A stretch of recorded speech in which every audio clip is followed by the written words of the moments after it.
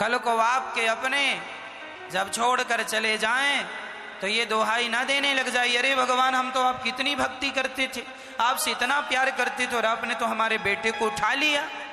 तो प्यार करते थे तो क्या बेटा अमर हो गया तुम्हारा, पति अमर हो गया तुम्हारा, पत्नी अमर हो गई तुम्हारी? ईश्वर से अभी शिकायतें हैं। मतलब आप जो प्रेम करते थे वो प्रेम इसलिए करते थे कि आपका कोई नुकसान ना हो जाए। हे भगवान हम प्यार कर रहे हैं। प्रेम कैसा है?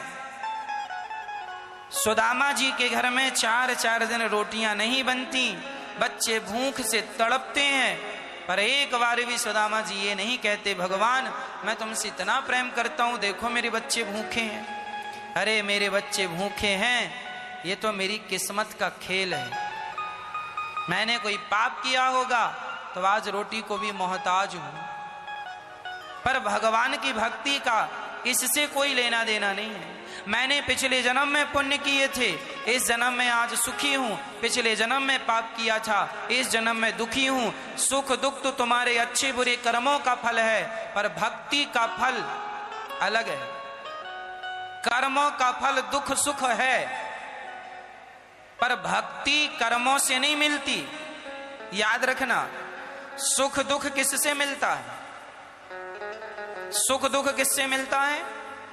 आपके अच्छे बुरे कर्मों से सुख और दुख मिलता। आज आप दुखी हो मतलब आपने किसी जन्म में बुरे कर्म किए थे, उसका परिणाम है। आप आज सुखी हो, आप किसी जन्म में अच्छे कर्म किए थे, उसका परिणाम सुख मिल रहा है। पर आप जो भजन कर रहे हैं वो भजन का परिणाम अलग है। भजन का परिणाम सुख दुख नहीं है, भजन का परिणाम तो भगवत प्राप्ति है, वो भगवान मिल जाते हैं। तेरा मेरा छोटा बड़ा सब मिट जाता है, सिर्फ कृष्ण रह जाते हैं। इसलिए हम सभी को चाहिए कि हम सभी केवल भगवान के रास्ते पर चलें, और भगवान को प्राप्त कर लिया फिर कुछ पाने की जरूरत नहीं है, कुछ नहीं चाहिए।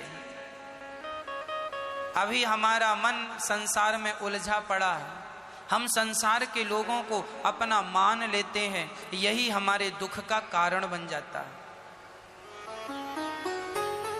उद्धव जी चले उद्धव चले मथुरा से जब कुछ दूर वृंदावन निकट आया, वहीं से प्रेम ने अपना अनोखा रंग दिखलाया।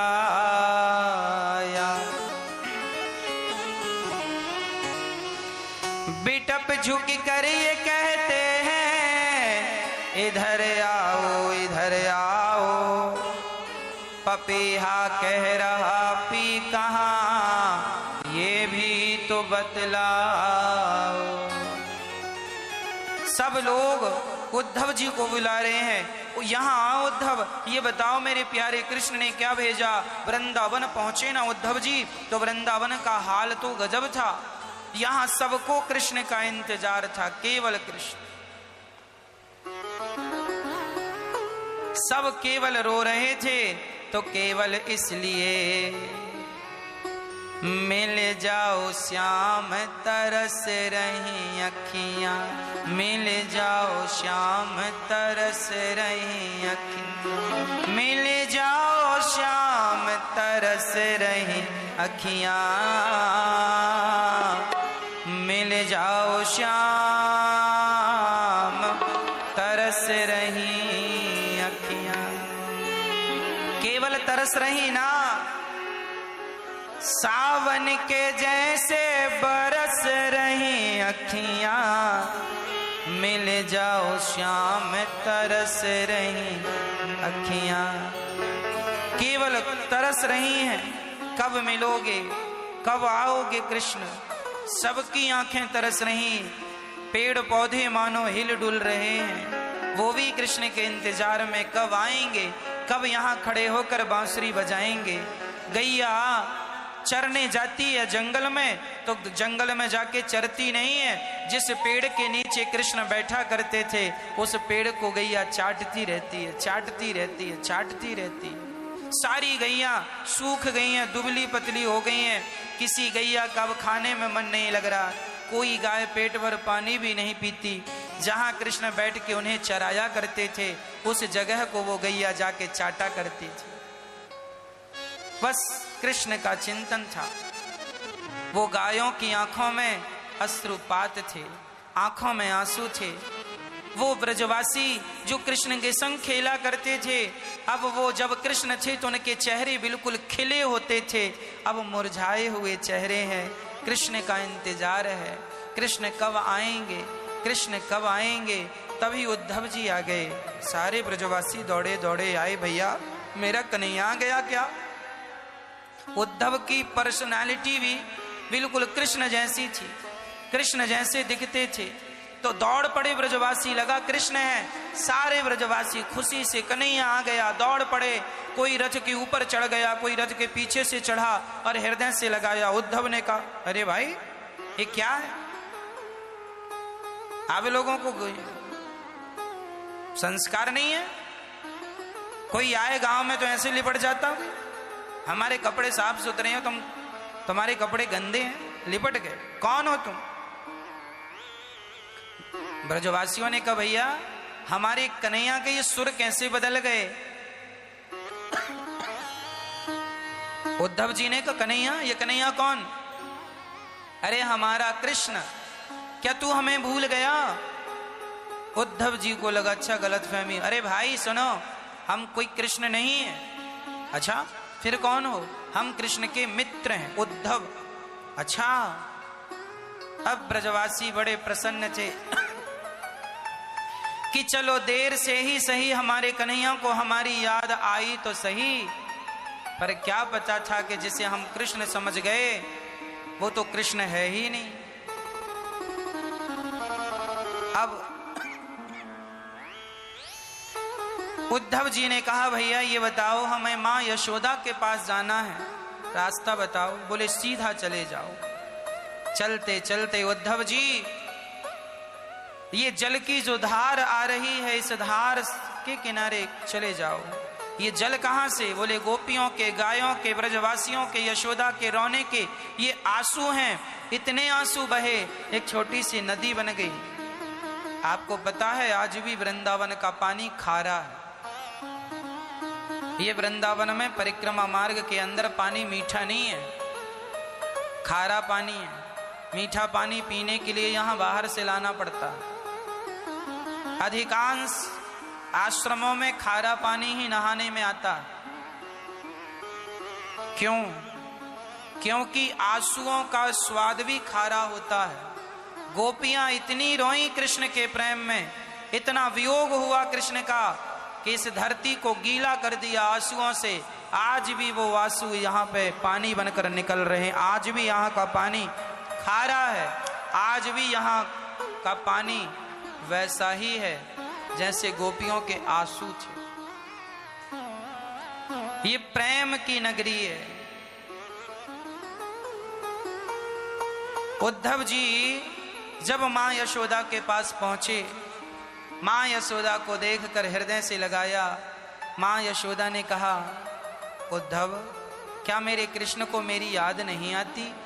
मां आती है, तभी तो उन्होंने भेजा है। बेटा एक बार अपने कृष्ण से कह देना कि अब तो वो बहुत बड़ा हो गया है, क्या अपनी मां को भूल गया।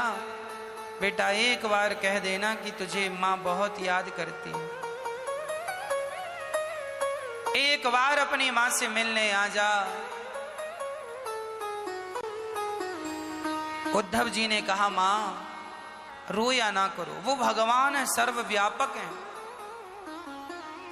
न माता न पिता तस्य न भार्या न सुता दयः नात्मीयो न परश्चापि न देहो जन्म एव च।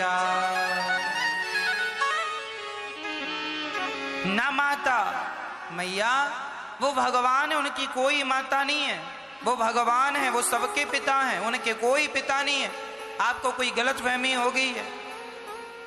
मां यशोदा ने कहा उद्धव तू कृष्ण की बात कर रहा है? हाँ हाँ, तो फिर बता यदि वो भगवान है तो क्या भगवान को कोई बांध सकता है? बोले नहीं, मैंने बांधा है। मैया यशोदा बोली मैंने उन्हें बांधा है। याद रखना भक्तों, भगवान किसी के बंधन में नहीं बंधते, पर मां यशोदा जैसा प्रेम करने वाला कोई भक्त हो तो भगवान उन माओं के बंधन में बंध जाते हैं जो प्रेम करने वाली होती हैं। इसलिए भगवान यदि बंध सकते हैं तो ब्रह्मा जैसा ज्ञानी कौन होगा? पर ब्रह्मा जी भी भगवान को बांध ना पाए, पर मां यशोदा ने प्रेम के बल पर भगवान को बांध दिया उखल से। मिलहि न रघुपति बिनु अनुरागा, किए जोग जप ज्ञान विरागा। श्री उद्धव जी उपदेश कर रहे हैं और मां उनके उपदेश को काटती जा रही है, हर बात को प्रमाण से काटती जा रही है। उद्धव जी निशब्द हो गए, निशब्द, कोई शब्द नहीं बचा। क्या समझाएं, कैसे समझाएं? तब उद्धव जी मां को प्रणाम करके गोपियों के समूह में गए, जहां गोपियां सिर्फ कृष्ण चर्चा किया करती थी। गोपियां कोई बात नहीं करती थी, तुम कैसी हो ये बातें नहीं करती थी, आज तुमने क्या खाया ये बात नहीं करती थी। गोपियां सदा सर्वदा केवल भगवत चर्चा किया करती थी, केवल भगवान की चर्चा। आज हम लोगों को देखते हैं व्यर्थ की बातों में लोग बहुत सारा वक्त गुजार देते हैं, बहुत सारा समय व्यर्थ की बकवास में गुजार देते हैं। गोपियां हर क्षण केवल कृष्ण की चर्चा, केवल कृष्ण, केवल कृष्ण। सखियां रोती हैं तो कृष्ण के लिए, हंसती हैं तो कृष्ण के साथ बिताए हुए पल को याद करके कभी हंसने लगती हैं। हंसना रोना, केवल जब गोपियां सोती हैं ना तो वो सपने में कृष्ण को देखती हैं। इतना चिंतन गोपियों, केवल केवल कृष्ण, केवल कृष्ण।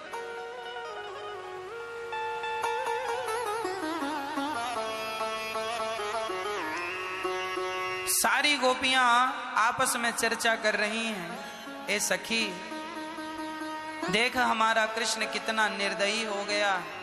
क्यों? कहा था 2 दिन बाद आऊंगा, अभी तक आया नहीं। एक सखी ये कहते कहते रोने लगी तो दूसरी समझाती, अरे रोती क्यों है, जब कहा है तो आएगा। एक सखी ने कहा सुनती हो, सुना है कि कोई कृष्ण का मित्र आ रहा है? अच्छा, तब तक उद्धव जी आ गए। हम ही हैं मित्र, बताओ। अच्छा तुम ही हो, क्या संदेशा लाए हो? तुम्हारा कृष्ण तो 1 नंबर का झूठा है। अरे क्यों? कहा था 2 दिन बाद आऊंगा, आए नहीं। उद्धव जी ने कहा ना आने का कारण था। क्या कारण था? बोले कृष्ण के सबसे बड़े दुश्मन थे जरासंध। यदि कृष्ण तुमसे संबंध रखते आने जाने का तो जरासंध को पता चल जाता कि कृष्ण की कमजोरी तो वृंदावन है, यहाँ प्रेमी लोग हैं, फिर वो कृष्ण को नुकसान ना पहुंचाकर तुमको नुकसान पहुंचाता। इसलिए भगवान ने अपने प्रेम का बलिदान दिया और वो नहीं आए। तो जब नहीं आना था तो कहा क्यों कि आ जाऊंगा? इसलिए कहा कि यदि कह देते कि अब नहीं आऊंगा तो तुम गोपियों में एक भी जिंदा ना बचती, सब कृष्ण के प्रेम में तड़प तड़प कर मर जाती। आज गोपियां जिंदा हैं तो केवल इसलिए कि गोपियों को कृष्ण ने कहा था 2 दिन बाद आ जाऊंगा। उन गोपियों को इंतजार था कि कहा है तो आएगा जरूर। 2 दिन के इंतजार के लिए उन्होंने 100 साल का इंतजार किया। नहीं तो मर जाती है, मरती भी नहीं है, इसलिए कि कहा है हम मर गई और तब आया तो। इसलिए गोपियों ने जब तक 100 वर्षों के बाद फिर कृष्ण का मिलन हुआ था। भगवान वृंदावन आए हैं, पता है आपको? भगवान वृंदावन से जाने के बाद, द्वारिका में राजा बनने के बाद, सारी लीलाओं को करने के बाद, भगवान 100 वर्षों के बाद, जब भगवान की आयु 111 वर्ष की हुई, तब भगवान वृंदावन आए थे दोबारा। और तब श्री राधा रानी से भेंट हुई। राधा जी से कृष्ण का 100 सालों का वियोग हुआ, बिछोह हुआ। जानती हो मैया क्यों? इसके पीछे भी एक लीला है। श्री राधा रानी जब गोलोक धाम में थी, गोलोक धाम में भगवान नित्य रहते हैं, तो ये जो राधा रानी है ना, ये महालक्ष्मी है, जो कि भगवान से एक क्षण के लिए भी दूर नहीं रह सकती। जैसे मछली पानी के बिना संभव ही नहीं है कि जिंदा रह जाए, ऐसे रुक्मणी जी लक्ष्मी है और राधा रानी महालक्ष्मी है। भगवान की 2 शक्तियां हैं, एक लक्ष्मी एक महालक्ष्मी। तो रुक्मणी जी लक्ष्मी है और राधा रानी महालक्ष्मी का अवतार है। तो एक बार गोलोक धाम में जब महालक्ष्मी अर्थात राधा रानी कृष्ण की सेवा कर रही थी, तभी वहां पर भगवान से मिलने के लिए भगवान का एक पार्षद आ गया। एक परम, वो भी प्रेमी था, वो भी सखा था वो। तब श्री महालक्ष्मी अर्थात राधा रानी ने कह दिया कि थोड़ी देर तुम बैठ जाओ, हमारी कोई बात चल रही है, तुम थोड़ी देर से बात कर लेना। उसको गुस्सा आ गई और उन्होंने किशोरी जी को श्राप दे दिया, जाओ, हमें बात नहीं करने देती हो और आप तो दिन भर ही बात करती हो भगवान से, दिन भर ही उनके पास रहती हो, हम तो कभी कभी आते हैं, जाओ हम श्राप देते हैं कि आपका कृष्ण से 100 वर्षों के लिए वियोग हो जाए। भगवान से वियोग। तब श्री राधा रानी, वही महालक्ष्मी राधा रानी बनकर आई और कृष्ण से 100 वर्षों की दूरी हो गई। वैसे तो दूरी एक क्षण की भी नहीं है, क्योंकि कृष्ण राधा रानी के हृदय में और राधा कृष्ण के हृदय में है। वैसे तो अंतरात्मा से तो दूरी नहीं है, पर व्यवहार जगत में 100 वर्षों की दूरी हुई,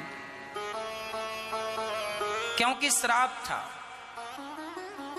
इसलिए दूरी हुई। और 100 वर्षों बाद कृष्ण जब वृंदावन आए, कुरुक्षेत्र से भगवान सबसे मिलते लौटे, तब भगवान वृंदावन भी आए थे दोबारा। और उन्होंने जब लौट कर आए तब विश्राम किया। उसके बाद भगवान मथुरा गए और मथुरा में वहां जाकर बैठे। इसलिए मथुरा में भी द्वारिकाधीश का मंदिर है। नहीं तो मथुरा में द्वारिकाधीश क्यों? क्योंकि द्वारिकाधीश तो गुजरात में, द्वारिका तो गुजरात में, फिर द्वारिका मथुरा में क्यों?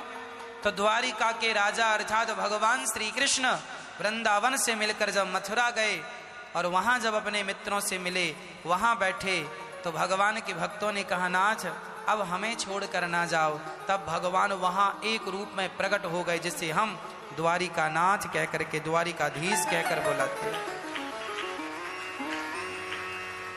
तो एक द्वारिकाधीश द्वारिका में है और एक द्वारिकाधीश यहां मथुरा में। तो भगवान आए और अपने भक्तों के लिए यहीं रह गए। जैसे कि पंढरपुर में विठ्ठल भगवान, एक बार कृष्ण और रुक्मणी जब द्वारिका में थे ना, ये भी द्वापर युग की घटना। जब भगवान श्री कृष्ण रुक्मणी एक दिन टहलने निकले, तो भगवान ने कहा, सुनो आज हमारा कोई भक्त हमें अच्छा लग रहा। कहाँ? बोले पंढरपुर में चलोगी साथ में? चलो।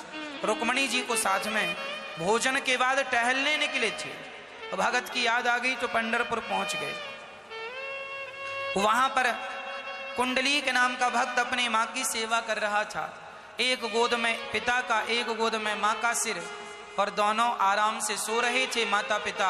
और बेटा इतना प्रेमी था माँ बाप का कि पंखा झलकाता था दोनों को, दोनों हाथ से इतना सेवा करता था। माँ सो जाए तो पंखा झलकाता था। तो भगवान पहुंच गए। अरे कुंडलीक, देख मैं आया हूं। कौन हो आप? द्वारिकाधीश हूं। अच्छा, तो अभी तो मैं मां की सेवा कर रहा हूं,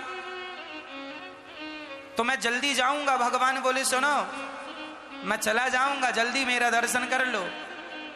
कुंडलीक ने कहा माँ बाप सो रहे हैं, उन्हें गहरी नींद है, यदि मैं हिलूंगा ना तो माँ बाप की नींद खुल जाएगी और वो डिस्टर्ब हो जाएंगे, इसलिए आप एक काम करो, तब तक किसी और भगत से मिल के आओ, तब तक हम फ्री हो रहे हैं। भगवान बोले किसी से नहीं मिलना, तेरे ही से मिलने आए हैं। तो कुंडलीक ने कहा जब मिलने आए हो तो थोड़ा खड़े रहो। भगवान बोले खड़े कैसे रहें? खड़े होने की भी तो तेरे घर जगह नहीं है। पानी भरा, बरसात का मौसम था, आंगन गीला था, तो वहां ईंट पड़ी थी, ईंट। तो कुंडलीक ने एक हाथ से ईंट उठाई और ऐसे फेंक दी, ये लो, ईंट जाके गिरी। भगवान से कहा इस पर खड़े हो जाओ, तो ईंट पर भगवान खड़े हो गए। और बाद में भगवान की ऐसी माया कि माँ बाप 3 घंटे तक सोती रहे और भगवान 3 घंटे। अब खड़े खड़े थक गए, तो भगवान, जब आदमी थक जाता ना तो कमर में हाथ रख लेता है, तो भगवान ने भी कमर में हाथ रख लिया। तब माँ बाप जागे, माँ बाप की आज्ञा ली। माँ भगवान आए हैं, आपकी आज्ञा हो तो दर्शन कर लूं? हाँ हाँ बेटा कर लो। सोचो ऐसा भक्त था माँ बाप का कि भगवान का दर्शन, सामने खड़े हैं भगवान, और भगवान के दर्शन के लिए भी वो अपने माँ बाप से आज्ञा लेते हैं। तब गए, भगवान ने कहा वाह बेटा, तुम्हारे जैसा पुत्र नहीं, क्या चाहते हो, क्या मांगू द्वारिकाधीश? एक बात कहूं, अब आप ऐसे जो खड़े हैं ना, ऐसी खड़े रहो और इन भक्तों को अपना दर्शन देकर कृतार्थ करते रहो। ये यहाँ के लोग ना द्वारिका नहीं आ पाएंगे, यहाँ के लोग, द्वारिका दूर पड़ती है ना, महाराष्ट्र से द्वारिका। तो भगवान बोले अच्छा ये नहीं आ पाएंगे? बोले नानाथ आप ही आ जाओ। इसलिए हमारे भगवान पूरब से लेके पश्चिम, उत्तर से लेके दक्षिण सब दूर हैं। इसलिए है कि तुम किसी न किसी बहाने, यदि तुम नहीं गए, तुम ना जा सको, तो स्वयं भगवान तुम्हारे पास चले आए हैं, तुम अब तो मिल लो। तब से लेके आज तक पंढरपुर में विठलनाथ जी आज भी कमर में, हाँ वही वो द्वारिकाधीश ही है। उनका एक रूप पंढरपुर में पंडरीनाथ विठल भगवान, उनका एक रूप द्वारिकाधीश, उनका एक रूप मथुरा में द्वारिकाधीश, और उनका एक रूप वृंदावन में बिहारी जी, राधा रमण जी, राधा गोविंद जी, ये सब ये रूप। और इनका ही रूप जगन्नाथ जी कौन है? साक्षात भगवान श्री कृष्ण, भगवान की प्रतिमूर्ति। जब भगवान श्री कृष्ण वृंदावन आए 100 सालों के बाद, सुनिएगा, जब भगवान 100 सालों के बाद वृंदावन आए तो साथ में भगवान की 16,108 पत्नियां भी आई थी और माता देवकी भी आई थी, और यहां रहती थी माता यशोदा और माता रोहिणी। तो भगवान की सभी पत्नियों ने मां यशोदा से कहा, अच्छा भगवान की पत्नियों की अब तो सास हो गई ना मां यशोदा, तो भगवान की पत्नियों ने 16,108 पत्नियों ने यशोदा मैया से कहा, मां ये कृष्ण की जो बाल लीला है, क्या क्या वृंदावन में किया, जरा हमें वो बताओ। यशोदा बोली, मैं सब तो बता सकती हूं, पर जब कृष्ण छोड़ कर गया मैं उस दुख का वर्णन नहीं कर सकती, उस प्रेम को मैं कह नहीं सकती शब्दों से। फिर कौन सुनाएगा? माता रोहिणी सुनाएंगी। माता रोहिणी जब सुनाने लग गई वहां भगवान की गोपियां भी बैठी, राधा रानी इत्यादि, और पत्नियां भी बैठी, देवकी माँ भी बैठी हैं, नंद बाबा भी बैठे, सब बैठे हैं। और माँ रोहिणी वक्ता बन करके और कृष्ण कथा सुनाने लगी, कृष्ण की वो बाल लीला। माता रोहिणी वो कृष्ण की बाल लीला जब सुनाने लगी, एक माँ अपने बच्चे की बातें कैसे बताती है, वैसे ही माँ रोहिणी जब बताने लगी, सारे लोग स्तब्ध रह गए। कैसे कृष्ण ने जन्म लिया, कैसे रातों रात मथुरा से वृंदावन आए, कैसे भगवान ने वृंदावन में लीलाएं की, कैसे वो मक्खन चुराते थे, कैसे वो मटकी, ये लीलाएं स्वयं भगवान कृष्ण भी सुन रहे हैं, बलराम भी सुन रहे हैं, सुभद्रा बहन भी पहली बार सुन रही हैं, और कृष्ण बलराम और सुभद्रा तीनों सुन रहे हैं। और माँ रोहिणी बताने लगी आंख बंद करके, कैसे कृष्ण मक्खन चुराते थे, कैसे गोपियां उन पर हंसती थी, कैसे वो गोपियों के लिए घर घर जाते थे दर्शन देने।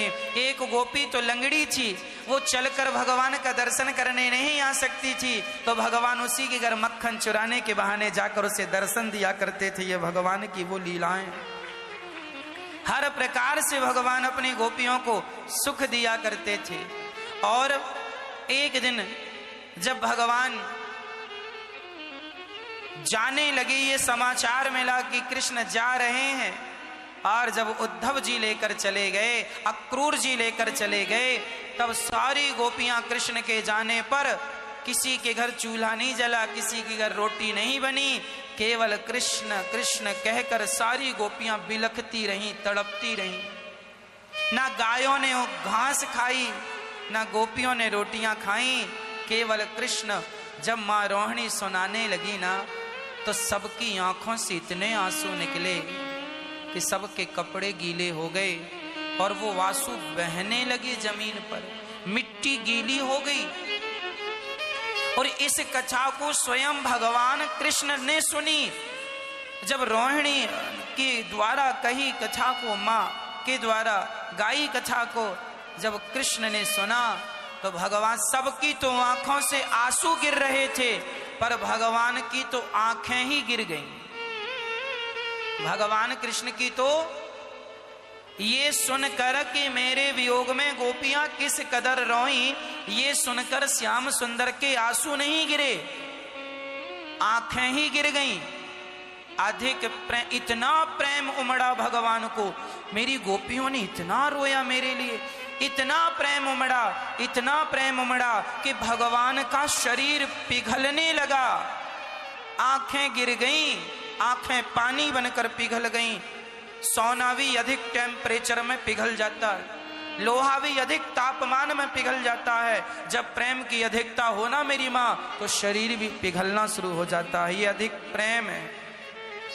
और भगवान उस स्थिति तक पहुंच गए कि उनका शरीर पिघलने लगा, हाथ, ये उंगलियां पिघल गईं, ये पंजे पिघल गए, और पांव पिघल गए, कान पिघल गए, जिस कान से कथा सुन रहे थे वो कान पिघल गए, आंख पिघल गई, और पूरा शरीर जब पिघलने लगा तो किसी की नजर पड़ गई, अरे अरे माँ देखो, कन्हैया कन्हैया के साथ क्या हो रहा है, ये तो शरीर गायब हो रहा है। माँ रोहिणी ने तुरंत कथा रोकी, और जब कथा रोकी तो भगवान का जितना शरीर पिघलना था, अभी तो पूरा पिघल जाता, पर कथा रोक दी तो बस उतना ही पिघल सका। केवल केवल केवल कृष्ण का नहीं मेरी माँ, ये हाल बलराम जी का भी था, और ये हाल उनकी बहन सुभद्रा का भी था।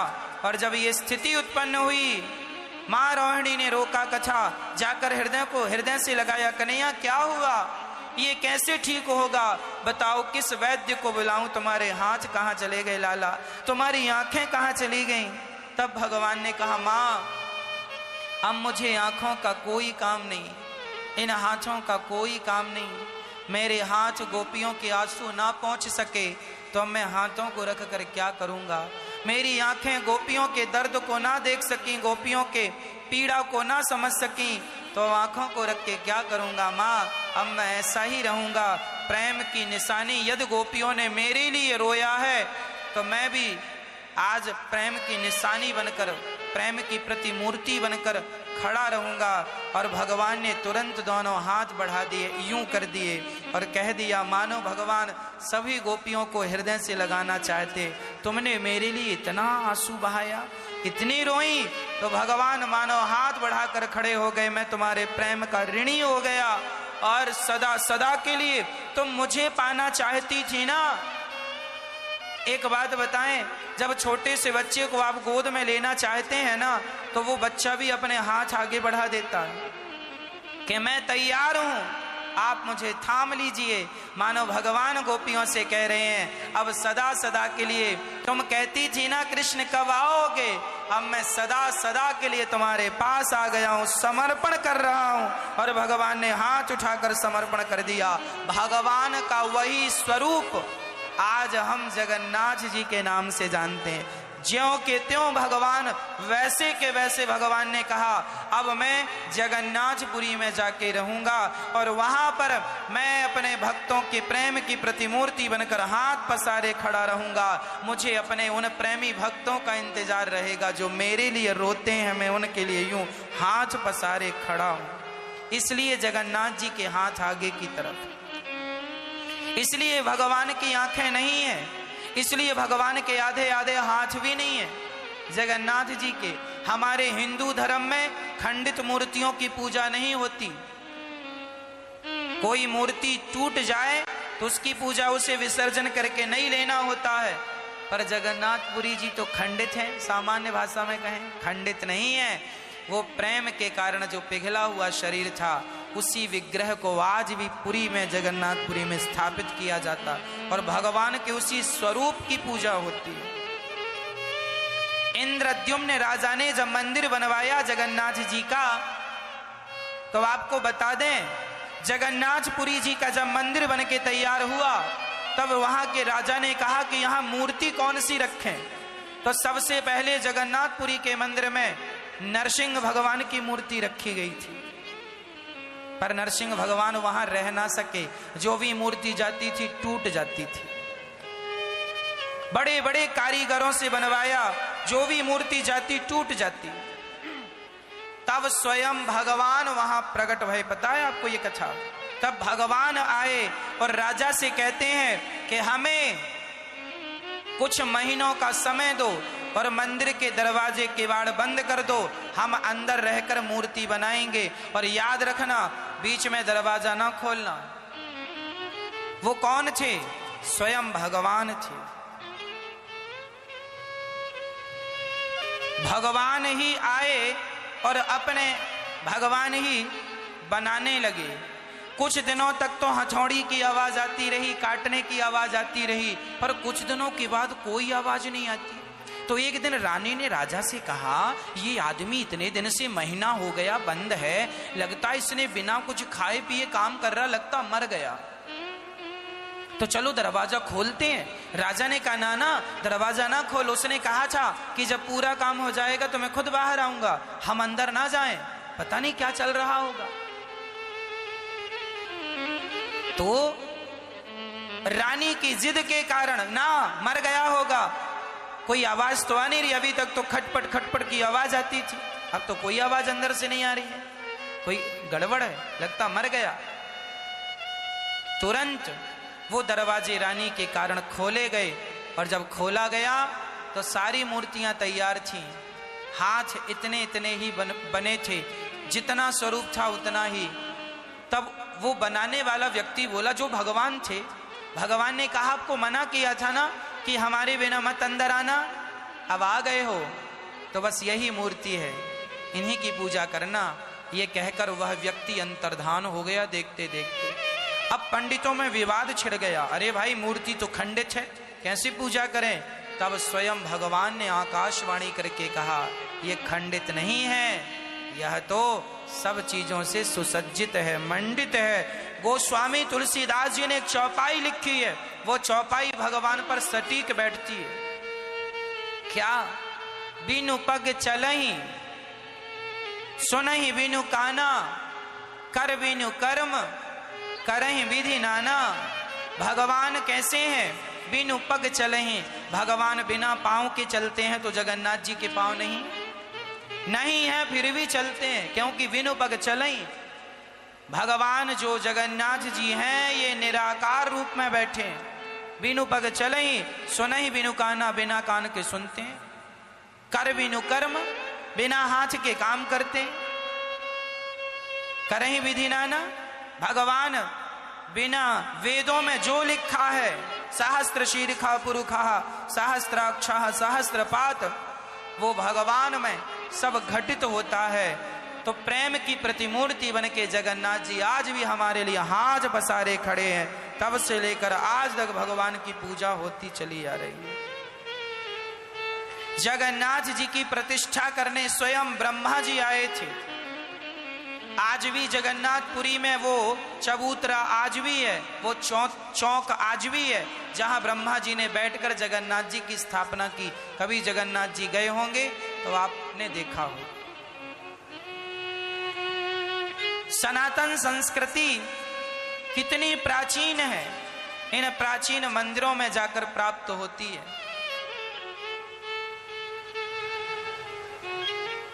हाँ, लोग कहते हैं कि सबसे सुंदर ताजमहल है, ऐसा लोग कहते हैं। हमारे भारत के प्राचीन मंदिरों को जाकर देख लेना मेरी माँ, ऐसी ऐसी कलाकृतियां हैं, इतने सुंदर मंदिर हैं। एक मंदिर है दक्षिण भारत में, वो एक पहाड़, एक ही पत्थर का पूरा मंदिर बना हुआ है। पत्थर काट करके बनाया है। उसके जैसा सुंदर मंदिर, जगन्नाथ जी जैसा मंदिर, तिरुपति बालाजी जैसा मंदिर, रंगनाथ जी जैसा मंदिर, क्या ये अजूबा नहीं है? और ये ऐसे ऐसे मंदिर हैं मेरी माँ, जिन मंदिरों की गुम्बज में हजारों किलो का पत्थर रखा है ऊपर। अब आश्चर्य ये है, इतने ऊपर इतना बड़ा पत्थर चढ़ाया कैसे होगा? उस जमाने में तो ये टेक्नोलॉजी नहीं थी कि क्रेन इत्यादि से चढ़ा दिया जाए।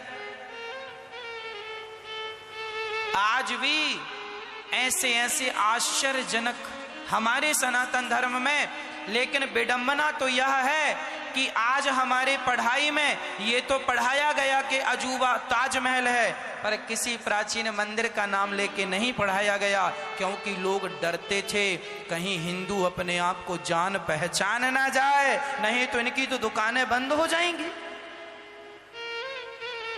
आपको पढ़ाया ही नहीं गया।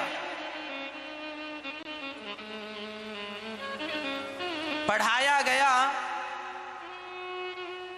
हमारे हिंदू सनातन संस्कृति में, हमारी सही शिक्षा पद्धति नहीं थी। पढ़ाया गया सिकंदर के बारे में, अकबर के बारे में, बाबर के बारे में।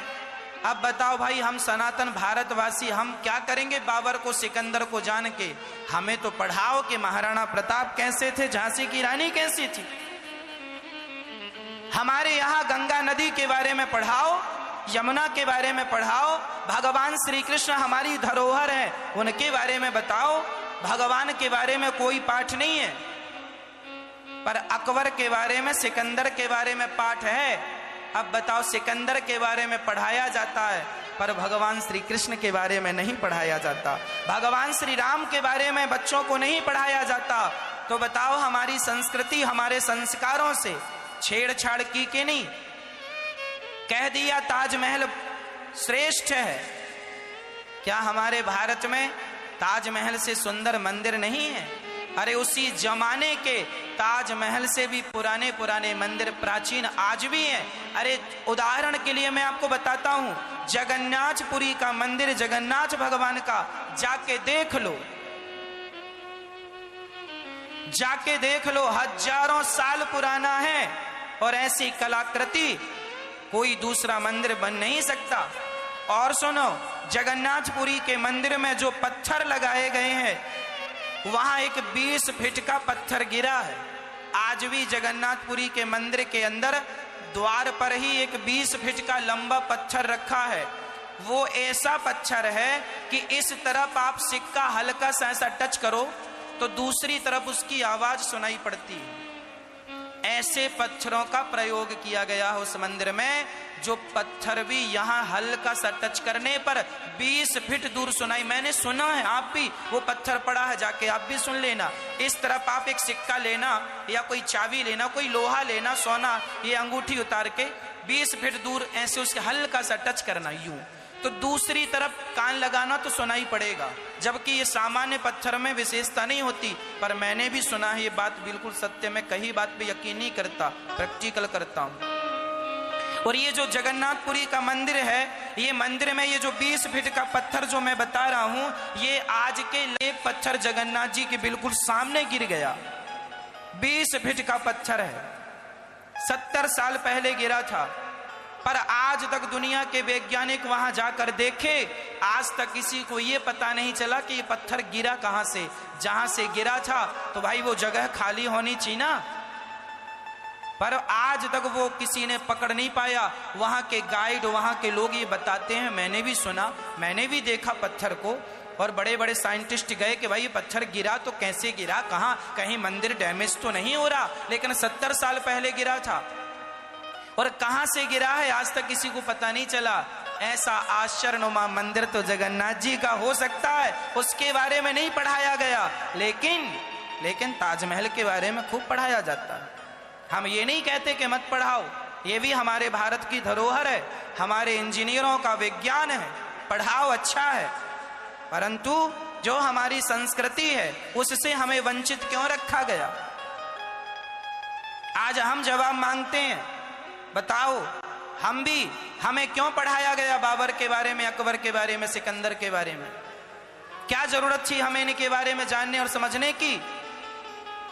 हमें क्यों नहीं पढ़ाया गया अपने देश के महान लोगों के बारे में? रानी दुर्गावती के बारे में क्यों नहीं पढ़ाया गया? रानी अहिल्याबाई के बारे में क्यों नहीं पढ़ाया गया? क्यों नहीं गंगा मैया के बारे में बताया गया बच्चों को कि गंगा कौन है? राम जी के बारे में कोई पाठ नहीं मिलता। हिंदी कितनी मोटी पुस्तक है, 25 पाठ हैं, लेकिन एक भी पाठ भगवान कृष्ण के नाम का नहीं है, एक भी पाठ भगवान राम के इतिहास का। क्या ये बात नहीं बतानी चाहिए कि राम जी ने माँ बाप की आज्ञा मान के 14 साल वनवास में रहे? राम का पाठ बच्चों को पढ़ाया होता तो आज माताओं को बच्चा घर से ना निकाला होता, ना निकालता। विडंबना यही है कि बच्चों को राम का पाठ पढ़ाया ही नहीं गया। विडंबना यही है कि भगवान श्री कृष्ण को के बारे में पाठ पढ़ाया ही नहीं गया, क्योंकि जो सरकारें थीं सत्ता पर, वो चाहती ही नहीं थी कि आप अपनी संस्कृति और संस्कारों के बारे में जानो। वो नहीं चाहती थी कि आप जानो। वो तो इंग्लिश बोलने वाले लोग थे, वो तो हिंदी बोलने वालों से नफरत करते थे कि तुम हिंदी क्यों बोलते हो। और हमारे भारत में हमारी संस्कृति, हमारे संस्कार, आज बता दो किस बच्चे के अंदर कौन से संस्कार हैं? मुसलमान का बच्चा बड़े प्रेम से टोपी लगाता है और जाकर के वो कुरान पढ़ता है। क्रिश्चियन का बच्चा बराबर क्रॉस पहनता है, क्रॉस, और बाइबल पढ़ता है। लेकिन हिंदू का बच्चा उससे कहो तिलक लगाया कर और गीता पढ़ा कर, तो वो नहीं पढ़ता। क्यों? क्योंकि सनातन संस्कृति की शिक्षा ऐसी इस प्रकार से तोड़ी मरोड़ी गई कि हिंदुओं का उनके ग्रंथों के प्रति, उनके भगवान के प्रति विश्वास उठ जाए, ताकि ये लोग फिर से देश पर कब्जा कर सकें और अपने आप को कायम कर सकें। कोई मुसलमान का बच्चा ये नहीं कहता कि मैं बाइबल नहीं पढ़ूंगा, मैं कुरान नहीं पढ़ूंगा। उनके अपने लोग कुरान पढ़ते हैं, वो अपने लोग क्रिश्चियन लोग बाइबल पढ़ते हैं, तो हिंदू लोग क्यों? क्योंकि ये जहर घोला गया है तुम्हारे बच्चों में। ये जहर आज से नहीं, बहुत समय से, पर सब सो रहे हैं, किसी को ज्ञान नहीं है तुम्हारे साथ क्या हो रहा है। तुम्हारी संस्कृति, तुम्हारे संस्कारों से कितना बड़ा खिलवाड़ हुआ तुम्हें पता ही नहीं। राम जी के बारे में क्यों नहीं पढ़ाया गया? पूछो जरा इन लोगों से, पूछो अपनी उन सरकारों से जिन्होंने नहीं पढ़ाया, और जो अभी भी नहीं पढ़ा रही उनसे भी पूछो, क्यों जी राम जी के बारे में क्यों नहीं बच्चों को पढ़ा रहे हो? गीता जिसे दुनिया स्वीकार करती है, जिसे यूनिवर्सिटी में स्पेस जगह देती है, आज अमेरिका में गीता पढ़ाई जा रही है। पूछो जरा कि भारत में क्यों नहीं पढ़ाई जा रही है गीता? क्या बुरा लिखा है गीता में? गीता में यही तो लिखा है, कर्म कर फल की इच्छा ना कर, ये तो लिखा है। वेदों में क्या गलत लिखा? वेदों में यही लिखा है, मातृ पितृ, माँ बाप की सेवा करो, मातृ देवो भव पितृ देवो भव, आचार्य देवो भव, अतिथि देवो भव। वेद वचन कहता है माँ की सेवा करो, भगवान है, पिता की सेवा करो, वो भगवान है। तो क्या ये गलत है? क्या ये बात हम बच्चों को पढ़ाएंगे तो क्या गलत होगा? जो पढ़ाना था वो पढ़ाया नहीं, जो नहीं पढ़ाया वो पढ़ाते गए, पढ़ाते गए। क्या मिला? वही सब पढ़ के तो बच्चे अपने माँ बाप की सेवा नहीं करते। आज की हवा ऐसी चल रही है क्योंकि पढ़ाई, वो पढ़ाई ही नहीं गई जो पढ़ाना था। सारी दुनिया भारत में पढ़ने आती थी। चाणक्य के जमाने में चाणक्य की सबसे बड़ी यूनिवर्सिटी थी, इसलिए सबसे पहले मुगल आए तो चाणक्य की उस सबसे बड़ी लाइब्रेरी में आग लगवाई। आपको बता दूं, चाणक्य की लाइब्रेरी नालंदा विश्वविद्यालय, जिसको आज वर्तमान में आप गाते हैं, कहते हैं, चाणक्य के पास इतनी पुस्तकें थी, इतना ज्ञान था कि चाणक्य की जब पुस्तकालय में आग लगवाई मुगलों ने, तो आपको बता दूं 11 महीने तक आग जलती रही। इतनी, अब सोचो, आग को भी जलाने में, उन पुस्तकों को जलाने में 11 महीने का वक्त लगा। सोचो चाणक्य के पास कितना बड़ा संग्रह रहा होगा। उस जमाने में भारत में गुरुकुल हुआ करते थे। हमारे भारत में अशिक्षित लोग नहीं थे। यदि अशिक्षित लोग होते तो बताओ झांसी की रानी तलवार चलाना कैसे जानती थी? शिक्षा थी तब तो तलवार चलाना जानती थी। यदि हमारे भारत में अशिक्षा थी उस जमाने में, तो ताजमहल फिर कैसे बन गया? यदि हमारे भारत में उस जमाने में अशिक्षा थी तो बताओ कोणार्क का मंदिर कैसे बन गया? जहां आज भी कोणार्क का मंदिर, वहां एक ऐसी घड़ी लगाई गई, 1400 साल पुराना है वो कोणार्क का मंदिर। ये जो नया 10 का नोट आया है ना, ये देखो, इस नए 10 के नोट में ये कोणार्क मंदिर का ये गोल सर्कल चित्र बना है, ये कोणार्क मंदिर का है, ये उड़ीसा में है। ये 10 रुपए में जो चित्र है, ये जो कोणार्क मंदिर का गोला है, ये आज भी, मैं जाके देखा हूं, मैं सबूत हूं इस बात का, आज भी यहां पर सही समय बताता है। ये मंदिर आज भी सही समय बताता, सूर्य की किरणों से आज भी ये मंदिर नाप करके वहां समय का पता लगाया जाता, कितने बज के कितने मिनट और कितने सेकंड हो गई। ये बात भी, आज भी ये मंदिर 1400 साल पुराना बना था, आज भी ये सही समय बता रहा है। हमारे भारत से चुरा कर सब ले गए और पढ़ रहे हैं, और आज तुम अपनी हिंदी और अपनी संस्कृत भूल के आज तुम इंग्लिश बोलने लग गए हो। क्या तुम्हें अपनी मातृभाषा से प्यार नहीं है? आज बच्चे अंकल आंटी बोलते हैं। अरे चाचा चाची बोला करो, माँ बोला करो, पिता बोला करो, डैडी डैडी चिल्लाते रहते हो, ये क्या है? मम्मी मम्मी कहते रहते हो, ये क्या है?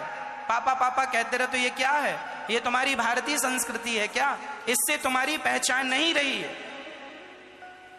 बोलो, हमारी पहचान क्या है? हमारी संस्कृति, हमारी विरासत, हमारा पुराना वो देश अपडेट तो करना चाहिए मेरी माँ, पर अपनी भाषा को ये नहीं कि अब हम भाषा ही छोड़ दें। अभी हम हिंदी में आपको कथा सुना रहे हैं, और अब हम इतने अपडेट ना हो जाएं कि आपको इंग्लिश में सुनाने लग जाए। इंग्लिश में सुनाएंगे, सुनेगा कौन?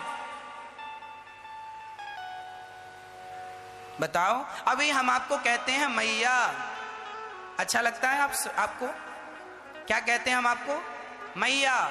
फिर हम आपको कहने लग जाएं मदर, अच्छा लगे? कितना फीका लग रहा है। एक मैया, मैया को उठाओ, मैया उठो मेरी माँ, सुबह हो गई।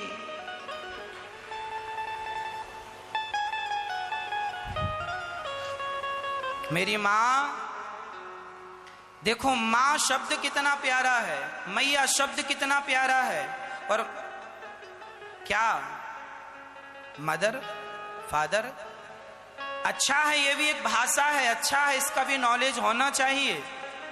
पर हम इसका नॉलेज तो रखें, पर व्यवहार जगत में इसका प्रयोग ना करें। सामान्य जहां जरूरत है वहां प्रयोग करें। हिंदी है, हम वतन है हिंदुस्तान हमारा। स्वामी विवेकानंद जी जब विदेश गए और उन्होंने जब सबसे बड़े उस महोत्सव में उन्होंने भाग लिया, और जब स्वामी विवेकानंद जी का बोलने का नंबर आया, सारे देश के लोग वहां विद्वान इकट्ठे थे, सब लोग अपना वक्तव्य स्पीच शुरू कर रहे थे। लेडी एंड जेंटलमैन, यहां से सारे लोग अपना वक्तव्य प्रारंभ कर रहे थे। पर स्वामी विवेकानंद जी के हाथ में जब माइक आया तो स्वामी विवेकानंद जी ने अपना प्रवचन लेडी एंड जेंटलमैन से नहीं, भाइयों एवं बहनों से शुरू किया। इतना सुन के सारी दुनिया ने ताली बजाई, वाह। तो किसी ने स्वामी विवेकानंद जी से पूछा, क्यों जी, सारी दुनिया तो इंग्लिश में बोल रही है और आप हिंदी में बोल रहे हैं। स्वामी विवेकानंद जी ने कहा, ये लोग अपनी भाषा बोल रहे हैं, हम अपनी भाषा बोल रहे हैं। जब ये अपनी मातृभाषा नहीं छोड़ते तो हम अपनी मातृभाषा कैसे छोड़ दें। इनकी मातृभाषा इंग्लिश है, हमारी मातृभाषा हिंदी है। जब ये अपनी भाषा मातृभाषा नहीं तो हम भी अपनी मातृभाषा नहीं छोड़ेंगे। याद रखना, जो राम जी के बारे में बताऊं, जब भगवान श्री राम वनवास गए 14 साल के लिए, तो राम जी अयोध्या से थोड़ी सी माटी भी लेके गए थे। जहां जहां राम जी रुके हैं एक कपड़े में वो माटी बांध के रखते थे और खोल करके देखते थे। जब भी उन्हें अयोध्या की याद आती वो माटी को देख लेते थे। जननी जन्म भूमश्च स्वर्गादपि गरीयसी, शास्त्र कहते हैं जन्म देने वाली माँ और वो मिट्टी जिसमें तुमने खेल करके अपने आप को बड़ा किया, वो दोनों स्वर्ग से भी श्रेष्ठ होती हैं। इसलिए राम जी अपने अयोध्या की माटी लेके गए थे। रामचरितमानस में ये सिखाया गया है कि अपनी मां से और अपनी मिट्टी से प्यार करना चाहिए। तो क्या उन्हें राम के बारे में हिंदी में एक पाठ नहीं होना चाहिए था? होना चाहिए था, नहीं है। पूछो जरा क्यों नहीं है? हे किशोरी जी, अब हमें वृंदावन में कोई औषधि लता पता बना के भेज दो, अब हमें यहां से दूर ना करो। एक बार कोई वृंदावन आ जाए और संपूर्ण वृंदावन को यदि समझ ले कि ये क्या है, तो फिर यहां से जाने का मन नहीं करता। भगवान का परम दिव्य स्वरूप, भगवान की का स्वयं गौलोक धाम ये वृंदावन ही है। नित्य लीला स्थली है ये ठाकुर जी की, कोई सामान्य धरती नहीं। जब उद्धव जी रज में लौट कर गए तब भगवान ने हृदय में पूरे ब्रजमंडल का दर्शन कराया। तब उद्धव जी का अहंकार जो ज्ञान का था वो समाप्त हुआ। ज्ञान से ऊंचा प्रेम है। इसलिए अपने बच्चों को कथा सुनवाया करो कि उनके भीतर भी माँ बाप के प्रति प्रेम जागे। हाँ, माँ बाप के प्रति प्रेम जागे। आज एक माँ को लेने की, यहाँ गौरी गोपाल वृद्धाश्रम में माताएं रहती हैं ना, आज एक माँ को लेने के लिए बेटा आ गया। कथाएं उसने सुनी और गांव वालों ने, समाज ने कहा, बेटा तुमने अपनी माँ के साथ कितना गलत व्यवहार कर दिया। देखो तुम्हारी माँ ने तुम्हें इतनी सेवा की और तुमने अपनी माँ को निकाल दिया। जब समाज ने उसे समझाया और कथा उसने सुनी तो भक्तों उसे समझ में आ गया और वो आज आके अपने बेटे को, अपनी माँ को लेके चला गया। कितना अच्छा लगता है कि एक बेटे का हृदय परिवर्तित हो जाए और वो अपनी माँ की सेवा नहीं करता था पर अब करने लग जाए। देखो ये चरणों में गिर रहा है बेटा अपनी माँ के। ये माँ आई थी अभी कुछ दिन पहले, यहाँ रही और ये बेटे से हमने कहा अब अपनी माँ की सेवा करना। ये वही माँ है जिन्होंने अपनी किडनी अपने बेटे को दी थी। हमने पूछा बेटा तुम्हारी माँ ने किडनी दी? बोले हाँ। हमने कहा अब तुम लेके जाओ और सेवा करना। अब इन माँ की आंखों में आंसू ना आने देना, अब सेवा करना। देखिए यदि एक बेटा सही मार्ग में आ जाए तो इससे बड़ी और क्या बात होगी। हमारा सुनाना समझाना सब सफल हो जाता है यदि एक भी परिवर्तित हो गया तो। इसलिए प्रार्थना करता हूं यहां जो भी माताएं आती हैं ना गौरी गोपाल वृद्धाश्रम में, यदि आप इन माओं को जानते हैं, इनके बच्चों को जानते हैं, ये आपके आसपास की हैं, तो जरूर इनके बच्चों को कहा करो बेटा क्या तुम्हारा ये व्यवहार ठीक था। आज एक माँ से हम मिलने गए ना तो वो माँ रोने लग गई। जानते हो क्यों? ये माँ ये जबलपुर की माँ है, बेलखाड़ू में रहती हैं। जो जबलपुर और बेलखाड़ू से जुड़े भक्त हैं वो देखें और वो इस माँ का दर्द समझें। ये माँ रोती हैं, पता है क्यों? क्योंकि आज इनके बेटे का विवाह है और 15 दिन पहले इनके दूसरे बेटे की बेटी का विवाह था। 3 बेटे हैं मैया के, एक बेटे के बेटी का विवाह हो गया। सोचो बेटे ने अपनी माँ को नहीं बुलाया विवाह में, और आज इन माँ के नाती पोते का विवाह है, बेटे के बेटे का आज ही विवाह है, आज की तारीख। पर माने आज मिलने गए तो माँ रोने लगी। हमने पूछा माँ आज रो रही हो, क्या हुआ? बोले महाराज जी घर से कोई फोन नहीं आया। आपको क्या लगता है इन माओं को बच्चों के फोन का इंतजार नहीं होता होगा? अरे इन माओं को कितना इंतजार है अपने बच्चों के फोन का। तो जो जबलपुर और बेलखाड़ू से जुड़े भक्त हैं, ये माँ का दर्द, ये माँ के आंसू जरूर इनके बच्चों तक पहुंचा। वाह बेटा, तुम्हारी दादी, तुमने दुल्हन को घर में ले आए पर अपनी दादी को घर ना ला सके। जमाने को रसगुल्ले खिलाए अपने शादी के, पर खुद की सगी दादी उस रसगुल्ले से वंचित रह गई।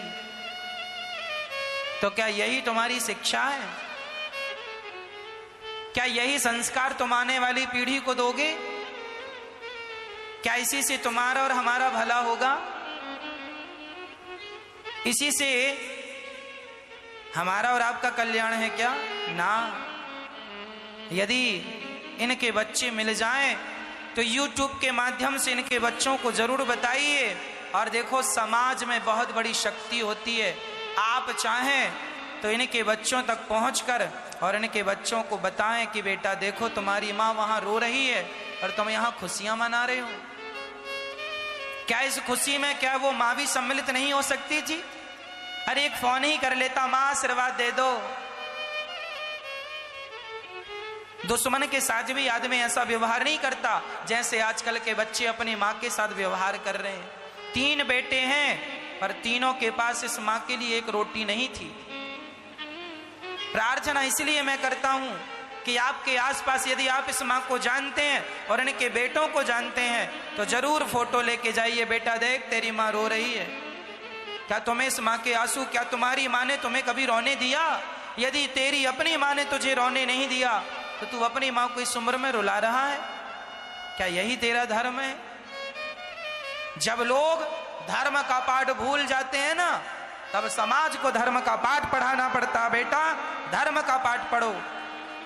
इसलिए मैं आप सभी को जिम्मेदारी देता हूं, आप इन बच्चों के पास जाएं और आप इनके बच्चों को जगाएं कि बेटा ये न्याय नहीं है तेरी माँ के साथ। सबके लिए रोटी है, बेटा बेटी पत्नी सबके लिए रोटियां हैं, बस एक माँ के लिए रोटी नहीं है घर में। पत्नी के लिए जगह है, बेटी बेटा के लिए जगह है, रिश्तेदारों की जगह है, पर एक माँ के लिए कोई जगह नहीं है बेटों के पास। इसलिए कहता हूं ऐसे बेटों का समाज में बहिष्कार होना चाहिए, तब जाके ये बच्चे सही रास्ते पे आएंगे। नहीं तो ये बच्चे सोचेंगे अरे उस बेटे ने तो अपनी माँ को निकाल दिया, चलो हम भी निकाल दें। ऐसे में ये बीमारी और बढ़ती जाएगी। यदि इस बीमारी को जड़ से समाप्त करना है तो समाज को खड़े होना पड़ेगा। उस बेटे का हम कोई समाज में सम्मान नहीं करेंगे जो अपनी माँ का सम्मान नहीं करता। उसके बुलाने पर हम नहीं जाएंगे जो अपनी माँ को ना बुला सका। पहले अपनी माँ को बुला फिर हमें बुलाना, यही सच्चा न्याय दिलाना है इन माँओं को। इसलिए आपसे मेरी प्रार्थना, हाथ जोड़कर इन माओं की सेवा में आप कुछ ना करें तो इतना करें कि इनके अपने बच्चों के पास पहुंचकर और इन बच्चों को जरूर कहें, बेटा ये तो न्याय नहीं। यहां माताएं रहती हैं, हम रोज माओं से मिलते हैं, सबसे पूछते हैं, रोज हम जाके माओं की आंखें देखते हैं, किसी माँ की आंखों में आंसू तो नहीं है। और जरा किसी माँ को आज हमने देख लिया कि कोई दर्द है, कोई पीड़ा है, जरूर हम रुक के समझते हैं, माँ क्या पीड़ा है, क्या दर्द है, आज आपकी आंखों में आंसू क्यों है। कई बार तो माताएं आंसुओं को पी लेती हैं, पर कई बार जब अपनों का ये दर्द होता है ना तो आंसू छलक ही आते हैं। कितना सहे, कितना बर्दाश्त करे, एक उसकी भी तो क्षमता है। आंसू हैं टपक ही जाते हैं। कौन मां नहीं चाहती कि मेरे बेटे के पास मैं रहूं, हर मां चाहती है। अब देखो ना, आज बेटा आया लेने तो मां खुशी खुशी चली गई कि नहीं। मैंने मां से यहां कहा, मां आपको कोई तकलीफ तो नहीं हुई, आप जितने दिन यहां थी। तो मां ने मेरे सिर पे भी हाथ रखा, बेटा मुझे कोई तकलीफ नहीं हुई, पर मुझे खुशी हुई इस बात की कि चलो एक मां को जो वर्षों से मां दर दर की ठोकर खा रही थी, आप लोगों के एक छोटे से प्रयास से उसका बेटा उसे मिल गया। इसलिए यहां जो भी माताएं हैं, इनके बच्चों को जरूर आप लोग जानते पहचानते हैं, इनकी माओं को, इनके बच्चों को तो जरूर एक सूचना दें उन बच्चों को, ताकि उन्हें भी पता चले कि मां के साथ गलत व्यवहार करने का क्या परिणाम है। समाज के बहिष्कार का सामना करना पड़ेगा, फिर लोग डर के कारण सेवा करेंगे। भय बिनु हो ही न प्रीत, बने न मानत जलधि जल गए 3 दिन बीत। इसलिए जरूरी है। ये दास अनिरुद्ध तो सेवा कर ही रहा है। यहाँ 190 माताएं रहती हैं और आपसे यही प्रार्थना करता हूं, विधाता ने आपको सामर्थ्यवान बनाया है तो आप भी किसी एक मां का सहारा जरूर बनिएगा। और मैं तो केवल ये चाहता हूं कि आप और हमारा भारत सभी लोग संस्कारवान बने, आपके बच्चे संस्कारी हों, हम और आप संस्कारी बने और अपने कर्तव्यों का ईमानदारी से निर्वहन करें, भागे ना अपने कर्तव्यों से। 190 माताएं यहां रहती हैं गौरी गोपाल वृद्धाश्रम में। माओं से ये आश्रम पैक हो गया, तब एक किराए से आश्रम लेके दूसरा आश्रम भी किराए से लेके वहां माताओं को रखा गया है।